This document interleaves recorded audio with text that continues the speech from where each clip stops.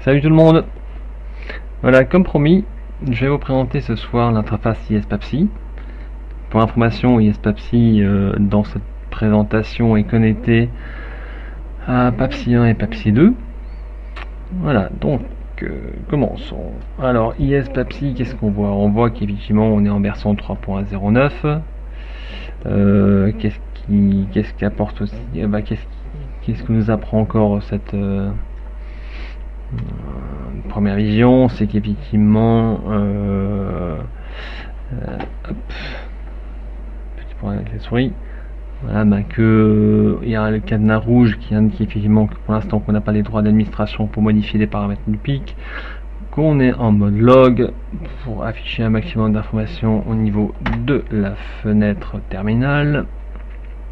Sachant aussi, il faut savoir que toutes les commandes qui peuvent être envoyées à travers cette interface là, les boutons qu'on verra par après, peuvent aussi être envoyés directement à la mano. Je crois que si je fais un help, voilà, et ça donne quelques petites informations. Bien. Si on passe rapidement en revue les menus qui sont disponibles, bon, les plus simples, hein, bon voilà, le help qui donne un petit aperçu, c'est bien, voilà, de l'aide qui pointe aujourd'hui sur la doc Origo.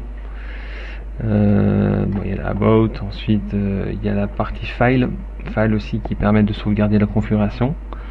En fait, il faut savoir que un certain nombre de paramètres qui sont configurés, qui peuvent être configurés à travers cette interface là, notamment l'utilisation du port COM, la vitesse, bon, qui aujourd'hui est fixe, mais à terme on pourra choisir la vitesse de transmission entre l'UART et puis l'UART du pic et puis l'interface série, ainsi que certains nombre d'autres paramètres comme le nombre d'axes qu'on veut piloter sont sauvegardés dans un fichier de configuration qui peut être voilà, il suffit de lui donner un petit nom et on peut sauvegarder cette configuration, ce paramétrage de ISPAPSI. Si on passe après effectivement la partie configuration qui est quand même une des plus grosses parties importantes au niveau ISPAPSI, on peut déjà donner le droit d'administration, parce qu'évidemment sans droit d'administration, si je clique sur les préférences, voilà, je regarde au niveau du pic, voilà, tout est grisé. En fait, le seul bouton qui est vraiment accessible, c'est le bouton read. Si là je clique par contre dessus, il me dit attention, vous n'êtes pas connecté, le port comme n'est pas connecté. Donc si on va s'amuser, la petite LED rouge qui s'allume aussi pour dire attention, il y a un petit souci. Donc si je me connecte vers le pic, hop, voilà, mais je vois quoi? Je vois qu'effectivement que le port COM4 est utilisé, que tous les paramètres ont été lus du pic, et puis que il a lu le firmware 1.0, puis que tout se passe bien. Donc on était où? Si je reprends la partie préférence, voilà, donc je vois que maintenant, voilà, donc je suis bien connecté. Il y a un certain nombre effectivement de paramètres qui sont positionnés. Hop, je refais un read, voilà. Il dit qu'effectivement qu'il y a du courant 3 ampères, un courant de l'eau en 1100 et ainsi de suite. Un certain nombre de paramètres qu'on verra par après. Pour donner accès à cette interface là, hein, donc on faut rentrer le mot de passe d'administration qui est par défaut admin, voilà, et bon là c'est relativement lent parce que je pense que c'est la vidéo derrière qui fait mouliner mon PC, et donc là on voit que voilà, le petit cadenas est passé au vert, qu'on est toujours en mode log, voilà. Et en plus on voit que ça commence à bouger parce que voilà, on voit cette LED qui commence à clignoter, et puis que ISPAPSI est en train de récupérer la température de la sonde. On tourne autour de 77 degrés 9. Si je reviens par rapport à la partie préférence, bah, je dirais qu'en fait il y a trois zones, trois paramétrages différents au niveau de cette interface là. Bah, déjà la partie default start. Donc pour donner quelques explications, en fait lorsque ISPAPSI démarre, il va lire des informations dans un fichier qui s'appelle .papsi-save.tsc.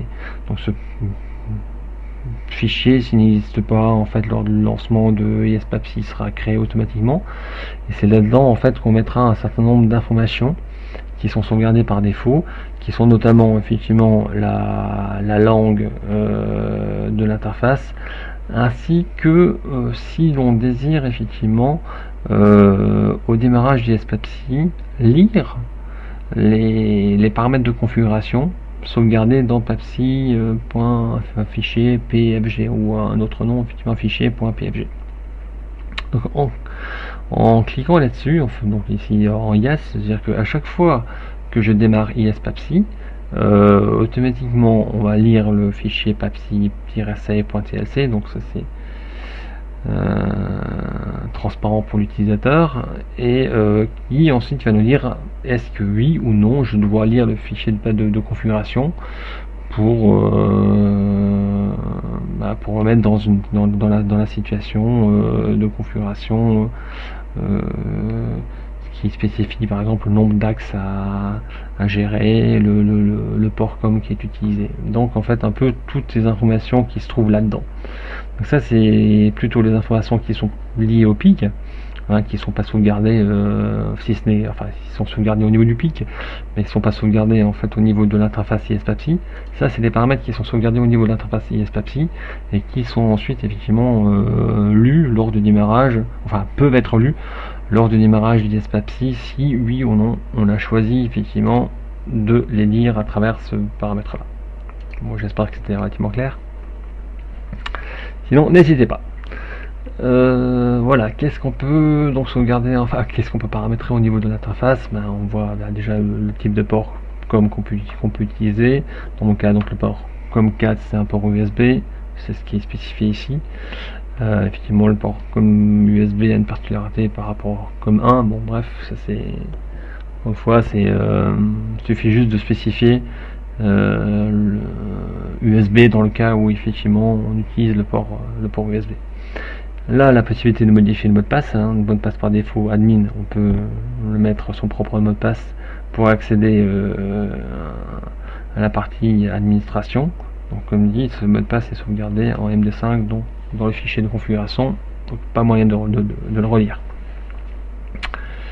Ici, donc là ça concerne un peu plus la partie interface. Bon voilà, ça concerne la partie log, hein, correspondant en fait à cette icône là, signifiant effectivement que chaque action, enfin que la plupart des actions qui sont effectuées, en fait on voit ici, hein, hop, si je me déplace un tout petit peu, voilà. Là, on l'a vu qu'évidemment, lors de la lecture, voilà, ça c'est les paramètres de lecture qui ont été lus du PIC et qui sont affichés au niveau de la fenêtre terminale. On peut passer en mode debug si je claque, voilà. Donc là, en mode debug, on voit tout ce qui se passe. Évidemment qu'il y a le handshaking, en fait le ISPAPSI qui va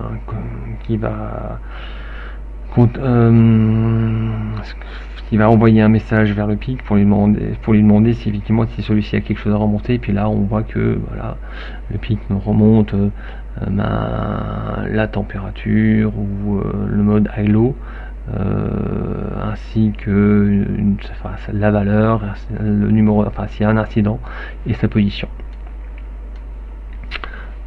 Donc si j'arrête le mode debug étant le seul mode, enfin le seul paramètre qui n'est pas sauvegardé effectivement dans le fichier de configuration. On peut aussi afficher la température ou la position, donc ça se fait à travers là.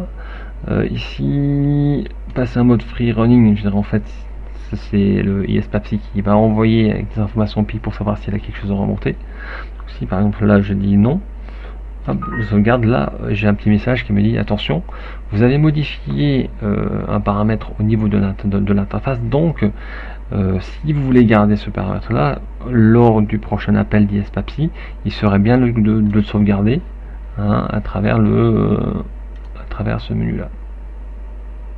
D'accord, voilà. Bon, là effectivement il y a eu un timeout parce qu'effectivement j'ai arrêté la lecture, et puis en fait il est en train de procéder en fait il a dû envoyer une requête, et puis au même moment effectivement j'ai arrêté la lecture du free running, du on-checking, et puis à ce moment là il m'a envoyé un timeout. Voilà. Donc si je reviens aux paramètres d'interface, qu'est-ce qu'on a encore? On a effectivement la possibilité de lire les paramètres du PIC quand on se connecte sur le PIC, donc à travers ce bouton là, selon cette position là, mais on lit ou on ne lit pas effectivement les paramètres qui sont sur le PIC. Ça concerne effectivement les paramètres du on-checking. Et là, effectivement, le nombre d'axes qu'on veut gérer, bien sûr, au maximum 4. Voilà, donc comment ça fait quand on gère les 4 axes. Donc, bon, pour l'instant, effectivement, j'ai pas sauvegardé ce truc-là, c'est la configuration, donc je reviens.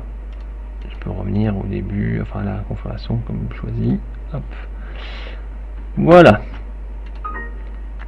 Là, je sauvegarde, je me reconnecte. Ok. Ensuite, on peut peut-être passer directement à cette partie-là. Bon, notre statut, ça remonte tout simplement, effectivement, ça fait un accès vers le PIC et demande et remonte l'incidence pour savoir s'il y a un incident. De toute façon, si il y a un incident, il y a cette LED qui passe au rouge, et puis et bon, ça permet de forcer un peu la lecture de l'incident. Si je clique sur paramètres, en fait, cliquer ici revient à accéder directement aux paramètres du PIC. Ça revient, bon, c'est pareil que si je fais ça à préférence, et si je clique PIC, là, en cliquant là-dessus, j'y arrive directement, ce qui est plus sympathique. Donc, ça peut être sympa, effectivement, si j'ai plusieurs PIC à gérer, plusieurs axes à gérer, donc je peux facilement passer de l'un à l'autre. Donc là pareil, je fais mon petit read, justement ça c'est. Et là j'ai les différents paramètres effectivement qui sont modifiables, qui sont modifiables sur le PIC. Notamment le courant max qui est fonction de shunt. Donc si par exemple je mets 3 ampères, donc là on me dit attention, on conseille d'utiliser une résistance de 0,3 ohm sur la carte PAPSI 2 qui est à cette position là. Donc là je dis oui. Là je peux choisir ma résistance de shunt, mais je suis pas forcément obligé de choisir les 0,3 enfin ou les 300 milliohms qui sont préconisés. Je peux très bien choisir avoir une autre valeur, et le fait de modifier cette valeur là fait que les paramètres sont positionnés en fonction de en fait, dit autrement, le fait de cliquer là-dessus on le voit ici, va programmer le courant low ainsi que la résistance. Donc en quelque sorte, ces paramètres là sont liés, et le fait de modifier un des paramètres automatiquement a une influence sur l'autre, et donc tout ça c'est pris en compte par ISPAPSI qui envoie ça correctement au PIC. Ici une information aussi du nombre de steps, nombre de pas pour un mouvement. Ce que j'appelle mouvement, c'est un mouvement à ce niveau là. Allez, une petite souris, voilà. Donc le fait de faire up ou down au niveau de l'interface ISPAPSI. Et donc là ce qui veut dire que pour